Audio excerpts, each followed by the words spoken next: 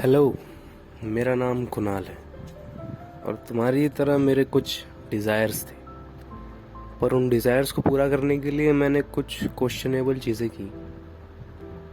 खैर, वो तुम डिसाइड करना कि क्या जो मैंने किया वो जस्टिफाइड था या नहीं।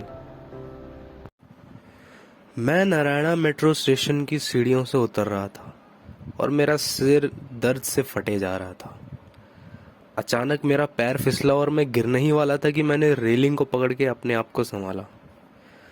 साइड से जा रही एक लड़की मुझे देखकर हल्का सा हंस दी। काफ़ी एम्बैरेसिंग सा मोमेंट था वो मेरे लिए। मैं सीढ़ियों से उतरकर प्लेटफॉर्म पर पहुंचा।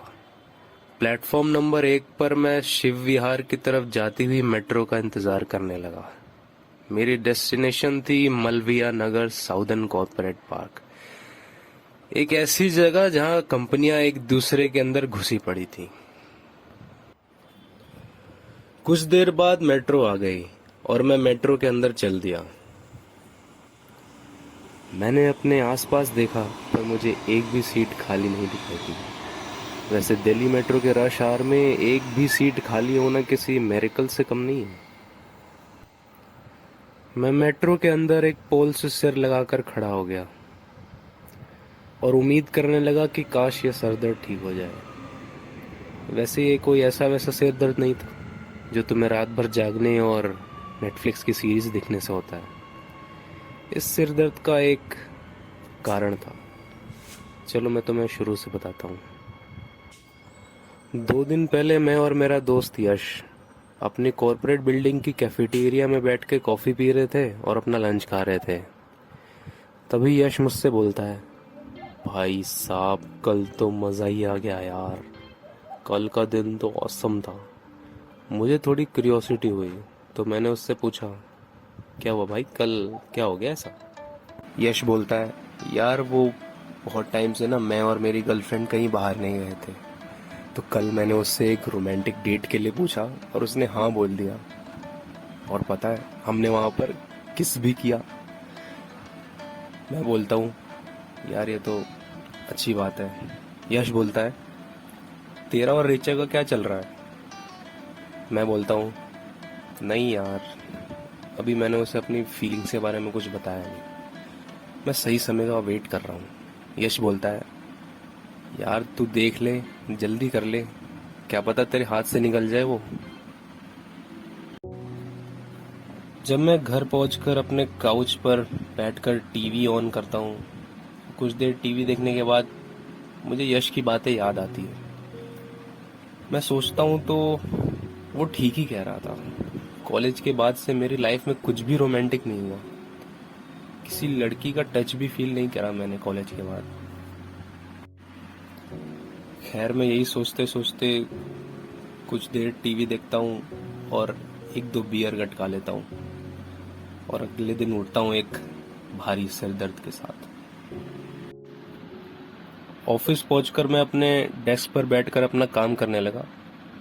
तभी कुछ देर बाद रिचा मेरे डेस्क पर आती है और कहती है, ओ हाय कुणाल, क्या कर रहे हो तुम? मैं कहता हूँ, ओ हाय रिचा, कुछ नहीं, बस मैं अपने रिपोर्ट्स एनालाइज कर रहा था। रिचा कहती है, यार मुझे ना तुम्हारी एक हेल्प चाहिए एक इन्वेस्टर प्रॉब्लम में। मैं कहता हूँ, अच्छा हेल्प, जो भी है तुम मुझे ईमेल कर दो, मैं झट से कर दूंगा। रिचा खुश होती है और कहती है, यार कुणाल तुम कितने ऑसम हो यार, थैंक यू। मैंने रिचा की प्रेजेंटेशन में उसकी हेल्प कर दी। कुछ देर बाद रिचा ने मुझे समझाया कि वो हैमिल्टन पायनियर्स को अपनी कंपनी में इन्वेस्ट करने के लिए कन्विंस कर रही है और अगर उसने ये डील करा दी तो वो सुष्मिता उसे प्रमोट कर देगी। पर ये बात सुनकर मैं थोड़ा सा दुखी हुआ, क्योंकि अगर रिचा का प्रमोशन हो जाता है तो वो हमारा ऑफिस छोड़ देगी, यानी कि मुझसे वो दूर चली जाएगी। फिर मैं सोचता हूँ, यार मैं कितना घटिया आदमी हूँ, किसी लड़की की तरक्की से मैं दुखी हो रहा हूँ। पर मैं रिचा से प्यार करता था, उसके साथ रहना चाहता था, पर अब ऐसा कुछ भी नहीं होगा। मैं मेट्रो से घर जाता हूँ और अपने फ्रिज से 3 बियर की बोतल निकालता हूँ और गुस्से में पहली बोतल फिनिश करने के बाद मैं यश को ड्रंक कॉल करता हूँ। फिर उसके बाद क्या होता है मुझे कुछ भी याद नहीं था। अगले दिन मैं उठता हूँ, एक हाथ में मेरा फ़ोन होता है और दूसरे हाथ में एक बियर की बोतल होती है। मैं घड़ी की तरफ देखता हूँ तो मुझे पता लगता है कि मैं लेट हो चुका हूँ। मैं जल्दी जल्दी तैयार होके भागता हूँ अपनी ऑफिस की तरफ। आज ही वो हैमिल्टन पायनियर वाली इम्पोर्टेंट मीटिंग होने वाली है।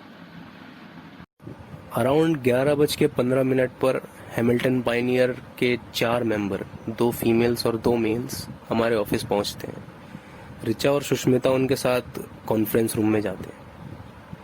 अब मीटिंग स्टार्ट हो चुकी थी, पर सिर्फ आधे घंटे बाद ही सब बाहर निकल आए। मुझे लगता है मीटिंग कुछ अच्छी नहीं गई, क्योंकि सिर्फ आधा घंटा थोड़ा अजीब था। हैमिल्टन ग्रुप का एक मेंबर सुष्मिता से कहता है, thank you for your presentation, we will respond to you as soon as possible. उसके बाद का दिन काफ़ी नॉर्मल था।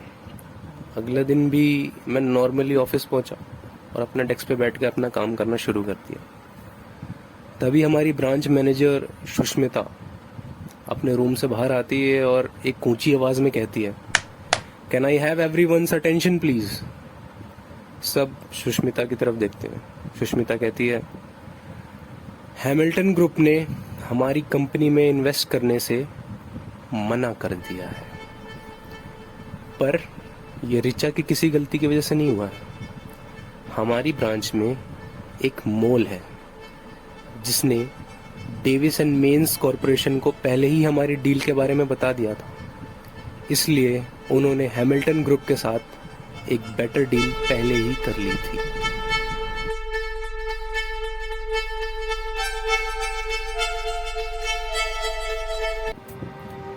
रिचा की आंखों से आंसू आने लगे और पूरा ऑफिस उसे कंसोल करने लगा। सच में उसने काफ़ी मेहनत की थी इस डील के लिए।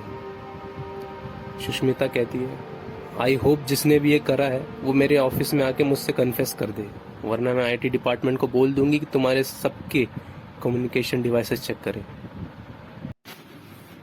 रिचा को कंसोल करने के बाद जब मैं अपने डेस्क पर आकर बैठा तो मुझे कुछ रियलाइज हुआ। मैंने परसों रात को यश को ड्रंक कॉल किया था और यश काम करता है डेविस एंड मेन कॉरपोरेशन में।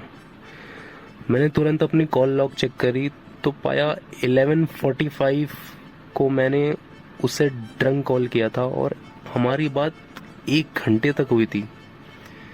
मैंने 1 घंटे की कॉल रिकॉर्डिंग सुनी और मेरे मुंह से सिर्फ एक ही शब्द निकला, फक। मतलब अभी तक वो मोल मैं था। लंच टाइम में मैं तुरंत यश को कॉल करता हूँ और अपने पास बुलाता हूँ। यश तुरंत कैफेटेरिया के पास आता है और मुझसे कहता है, ओ हाय कुणाल, क्या बात है यार, इतनी जल्दी क्यों बुलाया? मैं कहता हूँ, मुझे तुझसे कोई बात करनी है पर यहाँ नहीं, चल रूफ टॉप पे चल के बात करेंगे। रूफ पे जाने के बाद मैं यश से पूछता हूँ, मैंने परसों तुझे ड्रंक कॉल किया था रात को, तो मैंने तुझसे क्या बात की थी? यश कहता है, हाँ कॉल तो करी थी, बस तू यही बात कह रहा था कि रिचा से तू प्यार करता है और तुझे छोड़ के जाने वाली है वगैरह वगैरह। मैं यश को बीच में रोक के कहता हूँ, किसी मीटिंग के बारे में बात की थी? यश कहता है, हाँ मीटिंग के बारे में, हाँ हाँ हाँ हाँ, तू कह रहा था कि हैमिल्टन ग्रुप के साथ कोई तुम्हारी डील होने वाली है। मैं यश को बीच में रोक के कहता हूँ, तो ये बात तूने किसी और को तो नहीं बताई ना? यश कहता है, मतलब हाँ मैंने कैजुअली तिलक को ये बात बताई थी। मैं जोर से चिल्ला के कहता हूँ, अबे तू पागल वागल है क्या? यश थोड़ा सा हैरान होता है और कहता है, क्यों यार, क्या हुआ? मैं कहता हूँ, अबे तिलक ने ये बात तेरे बॉस को जाके बता दी और तेरे बॉस ने हैमिल्टन ग्रुप के साथ पहले ही डील कर ली, तो रिचा की डील इस वजह से कैंसिल हो गई। यश के चेहरे पे थोड़ा सा गुस्सा आता है और वो कहता है, यार इस तिलक की तो, चल अभी उससे बात करते हैं, चल साले को पीटेंगे ना तब तक उसे समझ नहीं आएगी। मैं कहता हूँ, नहीं यार, अब उसे मार के हमें कुछ नहीं मिलेगा। मुझे लगता है बस मुझे अब अपने ऑफिस में सबको बता देना चाहिए और ऋचा से माफ़ी मांग लेनी चाहिए। यश कहता है, नहीं यार, तू क्यों माफ़ी मांगेगा, गलती तो उस तिलक की है ना। यश अपनी गलती के लिए मुझसे माफ़ी मांगता है और अपने ऑफिस में वापस चले जाता है।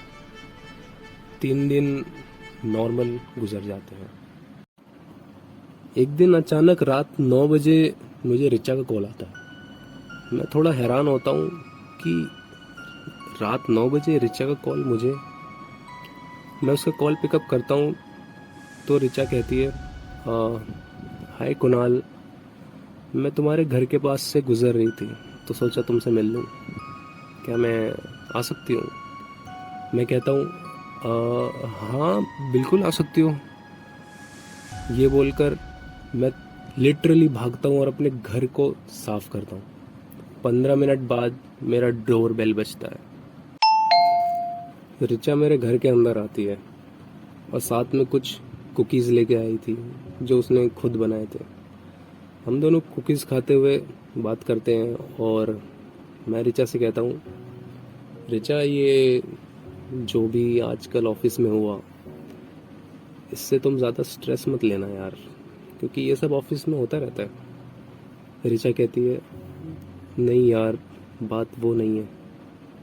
एक्चुअली हैदराबाद में मेरी मॉम रहती है और उनके पास सिर्फ मैं ही हूँ एक फाइनेंशियल सपोर्ट।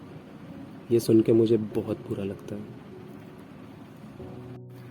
ऋचा कहती है, बस मुझे एक बार पता लग जाए कि ये किसने करा, क्योंकि मैं उससे पूछना चाहती हूँ कि आखिर क्यों किया उसने मेरे साथ ऐसा, मैंने किसी का क्या बिगाड़ा था। मैं ऋचा से कहता हूँ, तुम जानना चाहती हो ये किसने करा? ऋचा कहती है, तुम जानते हो ये किसने किया? मैं कहता हूँ, ऋचा, एक्चुअली वो मोल मैं ही हूँ। ये सुनकर ऋचा के होश उड़ जाता है। ऋचा की आंखों से एक आंसू निकल आता है और ऋचा कहती है, कुणाल, पर ये तुम कैसे कर सकते हो मेरे साथ? मैंने क्या किया था तुम्हारे साथ कुणाल, ये तुमने क्यों किया? मैं नजरें झुकाए ऋचा के सामने खड़ा था। मेरे मुंह से एक शब्द नहीं निकल रहा था। मैंने सिर झुकाए ऋचा से बोला, ऋचा, ये मेरी गलती है, पर ये मैंने जानबूझ के नहीं किया। मैं होप कर रहा था कि तुम ना जाओ, क्योंकि अगर तुम्हारा प्रमोशन हो जाता तो तुम चली जाती। पर actually Richa, I really love you Richa, मैं तुमसे बहुत प्यार करता हूँ। मैंने इतना बोला ही था कि एक जोर का तमाचा मेरी गाल पर पड़ा। जिंदगी में पहली बार मैंने ऋचा को इतना गुस्सा देखा था।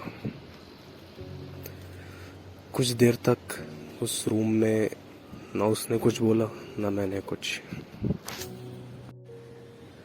कुछ देर के सन्नाटे के बाद ऋचा मेरे पास आती है और मुझसे पूछती है, तो तुम मुझे पसंद करते हो कुणाल?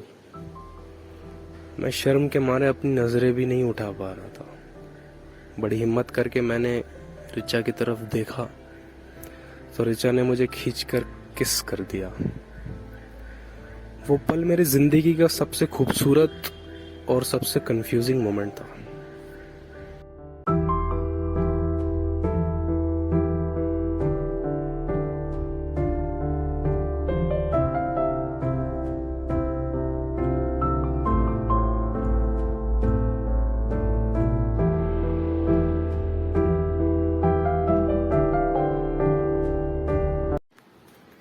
अगली रात को मैं नारायणा विहार के एक क्लब में जा रहा था जहां यश मेरा इंतजार कर रहा था।